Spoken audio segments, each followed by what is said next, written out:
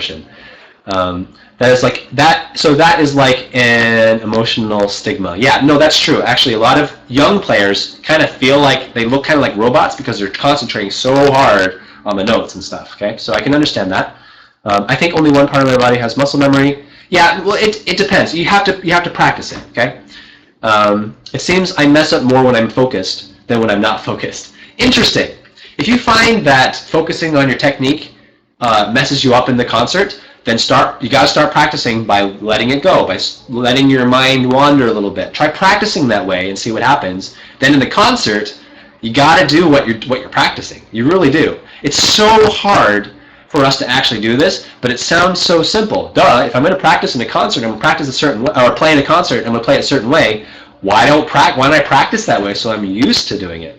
But however, how many times do you get to the concert and you freeze up and you're like, uh-oh.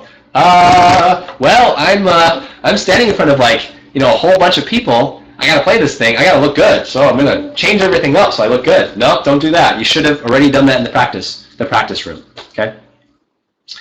Let's see. I've heard that's a bad thing to do, not focus during a concert. It depends.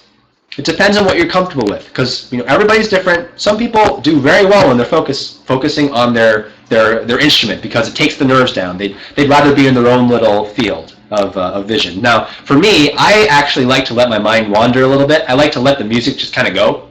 Okay, so I tend to wander a little bit during concerts, but only as much as I allow myself to wander during practice, so that I'm comfortable with it.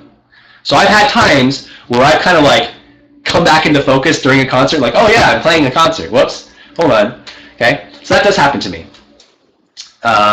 Let's see. I can only play while feeling something when I have already practiced my piece. That's good. Okay, so keep that in mind. This is something that makes sense, but you'll forget. So next time you're practicing, think about how it is that you want to play it for an audience, and practice it to that end.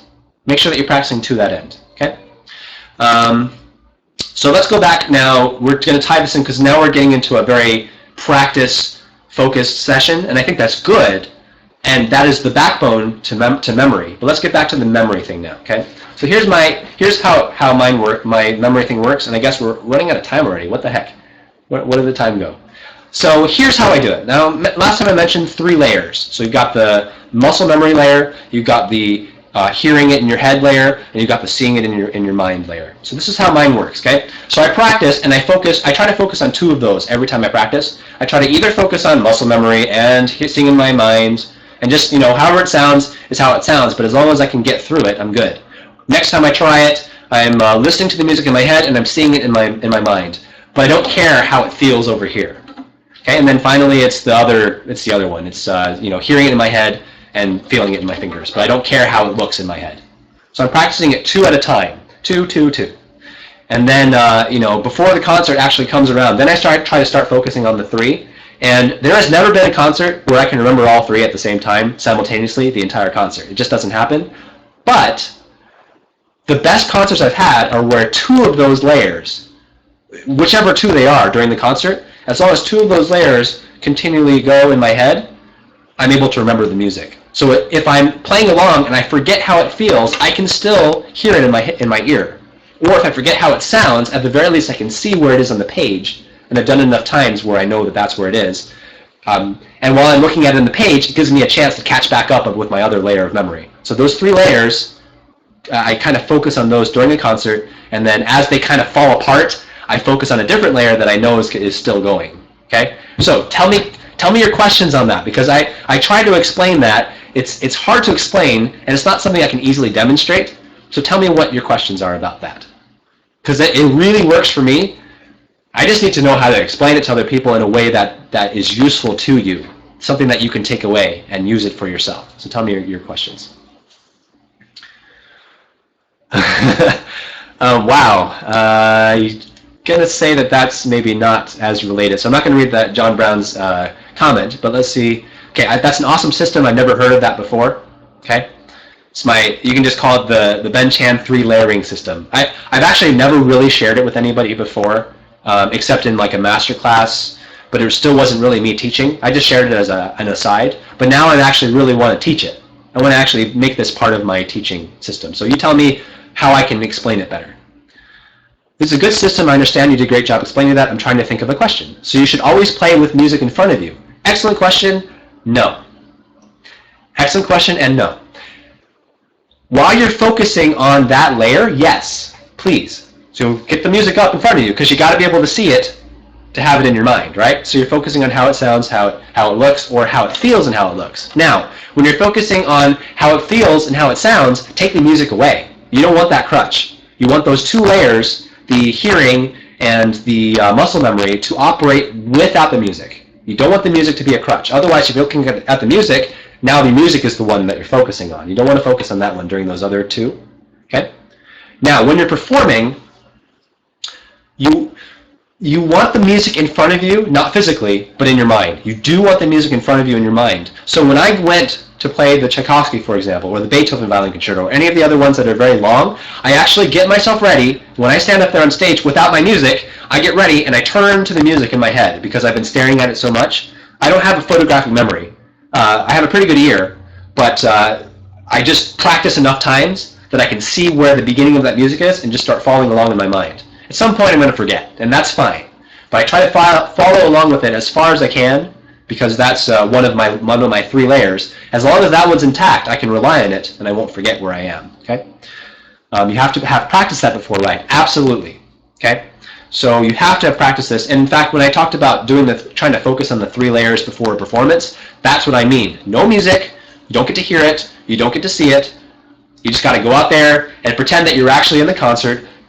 Posture yourself physically the way that you're actually intending to play it, and then try it. See how well you can do. Get the music, the visual in your head, get that sound in your head, and get your fingers moving, and see how well you can do it. See how long those three layers can stay intact. And if in practice you can get all three layers to stay, then in performance you can get at least two of them to stay at all times. And you will not have to worry about that memory slip that often comes to people. Okay? So let's say, thank you, Nobody's Driving, for responding to that. For many it needs practicing, playing with no sheet music in front. Yes. So if you struggle with this idea of playing without music, you got to do it a lot, as often as possible, at least once a day. Try to do it without music and just see how far you can get. When you're hearing the music in your head, are you ahead of where you are currently playing in the piece while playing? Excellent question. For me, the answer is yes. For me, the answer is yes. I am anticipating where it is that I'm going. Now, that having been said, if it messes you up, just try to focus on where you're at, while you're at it. Okay? I tend to try to go ahead and hear what's coming up.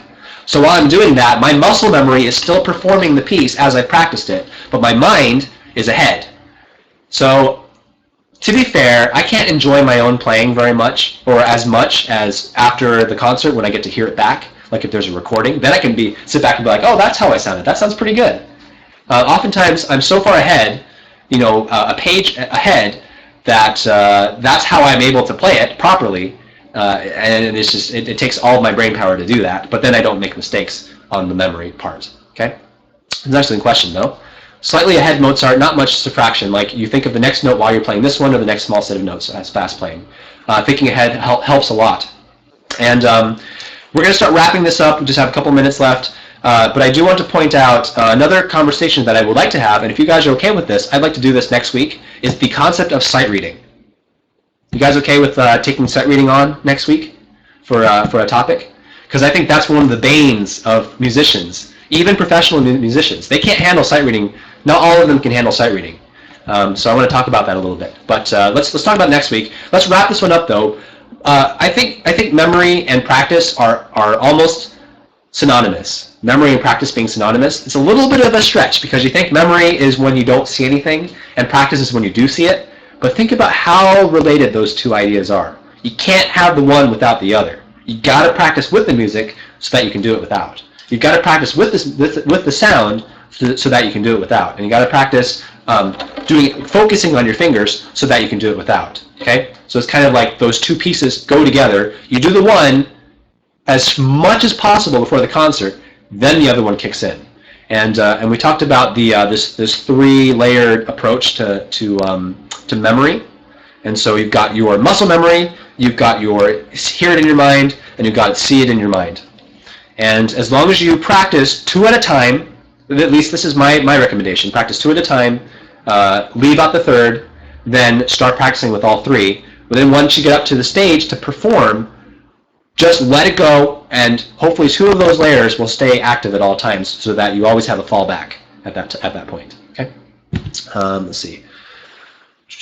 Yeah, I have one question about practice durations. How do you know when you are having diminished returns and should take a break or call it for the day? Okay. That's an excellent question. I think let's save that one for a practice, let's focus on practice on one of these discussions. I may actually ask my friend Andrew Snow to do that practice discussion. I'll talk to him afterwards. We'll see which one he wants to do, practice or sight reading. We'll try to do another one of these lessons so that you don't have to wait a whole week. I'd like to do one maybe in the middle of this week. But I think practice needs we need another session on practice. Without the memory part, just focusing on practice. But I can't answer that question very quickly because it does vary for people, and I could tell you what I do, but it takes kind of a while to do that. So let's table that question. How do you build the capacity for memory?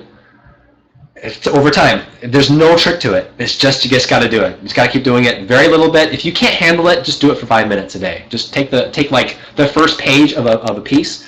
I can only focus on this one piece, this one page. I'm just going to do it for this page. That's all I can handle today. Here we go. Okay. What's a good question? I think you learn with experience. Yes. Depends on the person. Personally, when you lose interest and are burnt out and can't concentrate. You can probably tell when you have diminishing returns because you are starting to dislike it, okay? And you may in the beginning bail out too quickly, like, oh, I already dislike this after a minute. But I think after a while, if you're taking it seriously, you'll kind of be able to tell when you're starting to get burned out a little bit, okay? But we'll talk more about that. I can at least tell you what my personal signs are for getting burned out, and then maybe that'll help you identify your own. I don't know, okay? No problem. No, I look forward to it. So, we'll meet back again next Saturday. Seems like for me this time is the best. So if we can just keep it this time for my sessions, and then I'm going to talk to Andrew, who is a violist getting his doctorate at Eastman. So he's got a ton of helpful stuff to share with you. Plus he is comfortable in front of the camera. So let me talk to him. Maybe we can get like a Wednesday or a Thursday lesson. Can you guys do evening? Like if it were, noting that right now at my time zone, it's 4:42 p.m. So look at your own clocks and figure out what the time difference is. Andrew is the same time zone as me. So if he did it at like 6 or 7, okay, so that's a little late. I think Andrew probably is flexible enough to do morning too. Tell me whether you would prefer morning or evening. So if it were like, I don't know what time Andrew gets up exactly, but if it were like 10 in the morning, so it would be 6 hours ago, 6.5 hours ago from right now. Could you do morning? So you guys are saying, I see 2 mornings so far. Nobody's driving. What about you? I assume morning would be better. So that's much better for you than the alternative. Let's try a morning. Now, you tell me on YY's World where I posted the time, like the current time, and when the next lesson is. Does that help you to figure out when the lesson's going to happen? Have you been looking at that? Okay, so I'm going to keep that there. I will post Andrew's time once we figure out when he's going to do this, and then that way you can see what the current time is and what he's planning on doing. And I'll also put mine up as well, which is going to be this time again, okay?